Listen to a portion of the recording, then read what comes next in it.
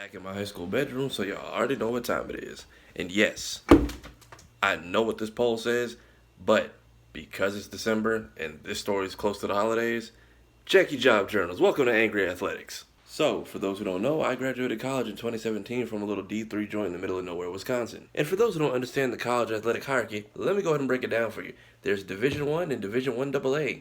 They pay for everything. Then you got D2.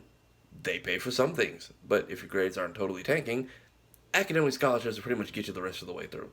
Then over here you got NAIA and JUCO, which is like a mix between these two, depending on where you go to school. Then at the bottom you got us. There's D3.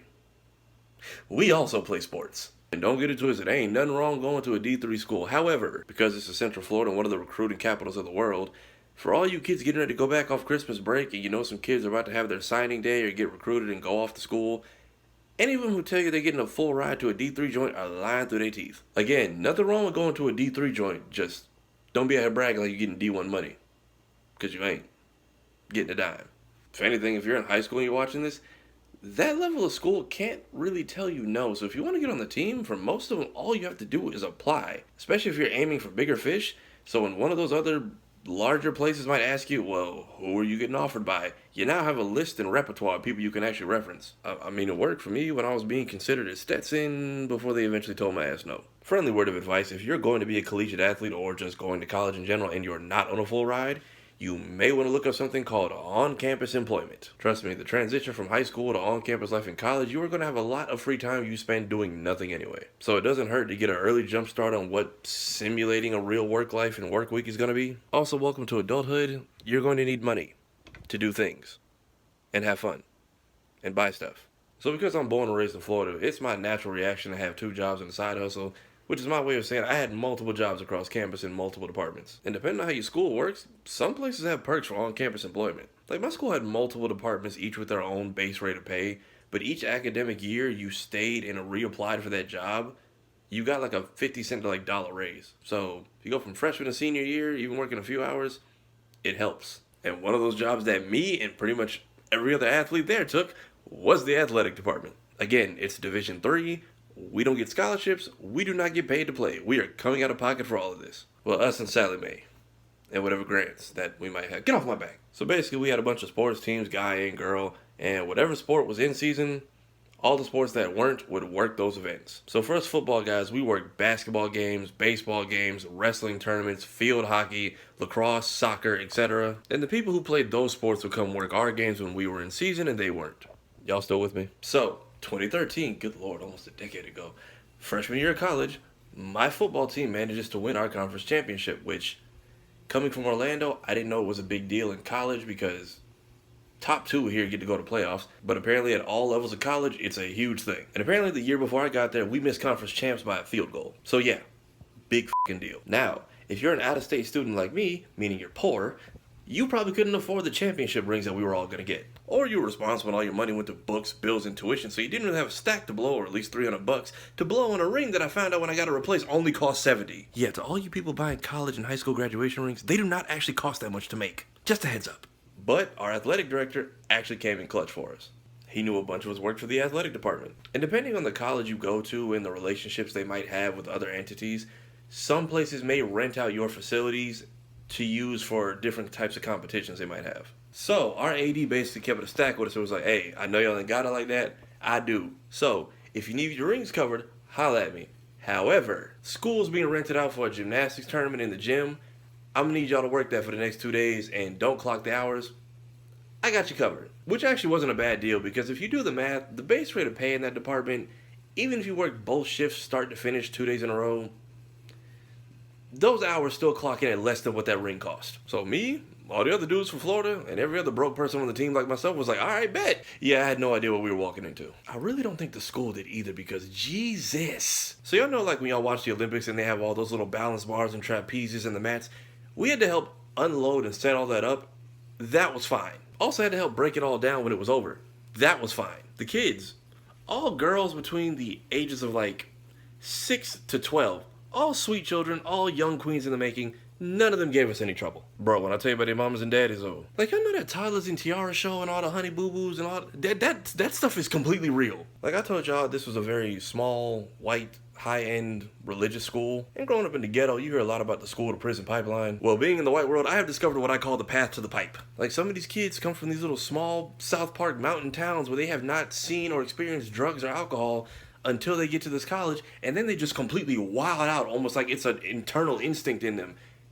And I'm seeing where it comes from. So looking at these kids, their parents, and some of my coworkers, it's like looking at the past and present. Like, I'm not saying I hope any of the children there go through like a super goth, rebellious, "F you mom and dad, get out of my room" phase, but if they do, I can see why. And I can't really blame them. Word for the wise, if you go to any kind of sporting event and it's at a school and it's in a gymnasium, the only places you're getting food from is a concession stand. Your options are going to be limited. I get that it's an uppity school, but the amount of Kevins and Karens who just berated us for 2 days straight because we didn't have a platter laid out like it was the Ritz-Carlton or something. I'm sorry, sir. We are in Mequon, Wisconsin, not the Waldorf Astoria. So my first interaction with what we were about to deal with for 2 whole days, I clock into my shift, this little girl, her mom walks up, and this is the first interaction I have. "Hey, Mom, can I have some popcorn?" She cannot have carbs before she performs. What do you have that is pre-made and will not upset her palate? So the real me just wants to say, "Bitch, that is a toddler. Give her air and sugar water. She'll be good till midnight." But what I really told her is, we have red and blue Powerade, plus the food you see behind me. Now, her child could not have been any more than 8, but her response was, You don't have any other options? I mean, we got sodas. Okay, absolutely not. No caffeine. She cannot have that before she performs. You guys don't have anything else back there? I want y'all to understand, like, the view of this closet was the view of the concession stand, so she can literally see everything behind me. Meaning she knows what's here and what's not. So I politely tell her, "Ma'am, what you see behind me, who you see working here, that's all we got." And of course this wouldn't be a Killer Karen story if it didn't include the words, Okay, is there like a manager or like a supervisor I can talk to? Because this is just unacceptable. Again, trying to let her down gently. "Ma'am, if you look at my shirt that just says the school name and athletics, we all just go to school here and just help out with events part-time. We're not like staff at the university. You can maybe talk to our athletic director, but we haven't seen him in a while." Give us 2 popcorns. And at the end of that conversation, her kid was happy and she just stormed the f*** off. And then I decided I wasn't finna do this shit for 2 days straight. And she was not the only one. She was the first of many. That is pretty much how every parent we dealt with talked to us that entire weekend. "Sir, this just feels very ill-prepared for us. You guys knew we were coming. You guys knew what this was gonna be like. You guys don't have any like pre-made meals or sandwiches or any kind of deli items to give us. So if you look behind me, what you see is what you got." So there's nothing back there. You guys don't have anyone back there making any kind of pre-made meals or can't go to the store. And yes, they said this to us. "You guys don't have anyone back there who can maybe go to the store, pick up some things and just put some stuff together." What you see behind me, who you see behind me, is all that we have. So you guys don't have any like subs or sandwiches, nothing in that fridge back there? So as you can clearly see behind me, the fridge has Powerades and sodas. I can give you one of those if you'd like to buy one. "Just give my daughter some nachos." "Bet, $3, I'll be right back with you." Now, for those of you who don't know, I'm petty as shit. And if there's one thing I do not tolerate, I don't mind people talking to me crazy. I do not like people snapping on customer service workers. Especially anyone who's working a job that's in school, whether it's college or high. They're clearly there just to get paid. They do not care about your feelings or personal opinion of how they're doing their job. Like, some of y'all got doctors who will prescribe you the wrong medication, give you an allergic reaction, and put you in the hospital. And you won't say anything. You'll go right back to the same physician. But y'all be ready to gangbang on Susan over a missing McNugget at the drive-thru. Make it make sense. So the way our concession stand is set up, pretend this is the wall where I'm working. Past this wall is the extra storage where we keep like cups and trays and whatnot. Digging in there though, I found a radio. Now, as some of you know, I used to work at the campus radio station.